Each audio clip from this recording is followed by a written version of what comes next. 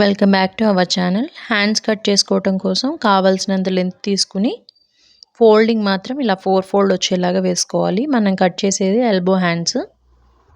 పీస్కి ఏదైనా క్రాస్ ఉంటే కనుక ఇలా స్కేల్ హెల్ప్తో స్ట్రైట్ లైన్ మార్క్ చేసుకుని క్రాస్ ఉన్న పీస్ వరకు కట్ చేసేసుకోవాలి. నెక్స్ట్ 1 ఇంచ్ ఖర్చుల కోసం మార్క్ చేసుకోవాలి.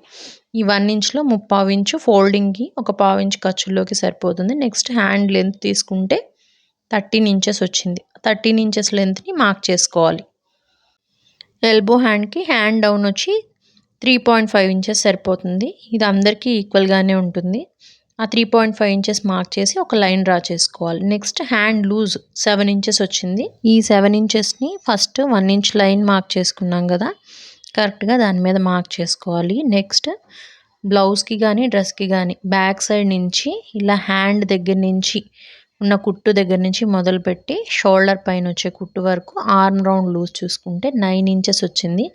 లెంత్ దగ్గర నుంచి హ్యాండ్ డౌన్ వరకు ఉన్న గ్యాప్లో ఈ 9 ఇంచెస్ని నేను మార్క్ చేసుకున్నాను. నెక్స్ట్ 2 ఇంచెస్ కింద పైన ఎక్స్ట్రా ఖర్చు కోసం తీసుకున్నాను. ఒక 2 ఇంచెస్ పైన కర్వ్ మార్క్ చేయడం కోసం వదిలేసి అక్కడి నుంచి క్రాస్గా లైన్ మార్క్ చేసుకున్నాను. ఇప్పుడు 2 ఇంచెస్ వదిలేసి ఇలా మార్క్ చేసుకున్న తర్వాత ఈ మిడిల్లో ఉన్న గ్యాప్లో నాకు హాఫ్ కావాలి. టేప్ని ఇలా ఫోల్డ్ చేసి హాఫ్కి ఫోల్డ్ చేస్తే కరెక్ట్ మిడ్ పాయింట్ తెలిసింది. నెక్స్ట్ పైన ఒక 1/4 ఇంచు, కింద ఒక 1/4 ఇంచు ఇలా ఉండేలాగా మార్క్ చేసుకుంటున్నాను. ఎందుకంటే కర్వ్ లైన్ గీసుకోవటం కోసం. ఆ గీసుకున్న ప్రకారం నీట్గా కర్వ్ మార్క్ చేసుకోవాలి. ఇలా మార్క్ చేసుకుంటే హ్యాండ్ కర్వ్ గీయటం కంప్లీట్ అయిపోతుంది.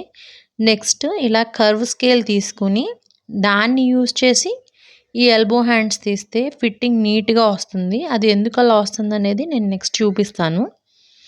స్ట్రైట్గా మాత్రం మార్క్ చేసుకోకూడదు. ఇలా మార్కింగ్ కంప్లీట్ అయిపోయిన తర్వాత హ్యాండ్ నీట్గా మనం మార్క్ చేసుకున్నట్టు కట్ చేసేసుకోవాలి.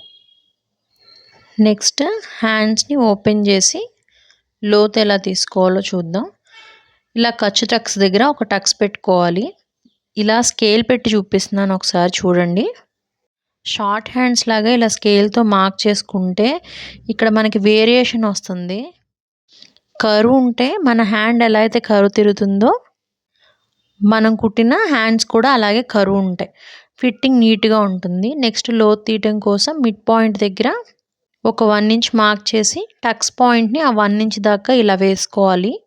ఇక్కడ ఒక ఫోల్డింగ్ కనపడుతుంది. ఒకసారి ఫింగర్తో రఫ్ చేసుకుని ఆ ఫోల్డింగ్ దగ్గర 1/2 ఇంచ్ కిందకు ఉండేలాగా మార్క్ చేసుకుని వీడియోలో చూపిస్తున్నట్టుగా స్టార్టింగ్లో సన్నగా మిడిల్లో వచ్చేసరికి ఇలా 1/2 ఇంచ్ కిందకి, పైన మళ్ళీ 1/4 ఇంచ్ పైకి ఉండేలాగా నీట్గా కర్వ్ మార్క్ చేసుకుని లోతు తీసేసుకోవాలి. నెక్స్ట్ మనం ఎటువైపు అయితే లోతు తీసుకున్నామో అది గుర్తుండేలాగా సిజర్స్తో ఇలా టక్స్ పెట్టుకోవాలి. అప్పుడైతే కుట్టేటప్పుడు కన్ఫ్యూజ్ అవ్వం. మీకు వీడియో నచ్చినట్టయితే please do like, share and subscribe our channel.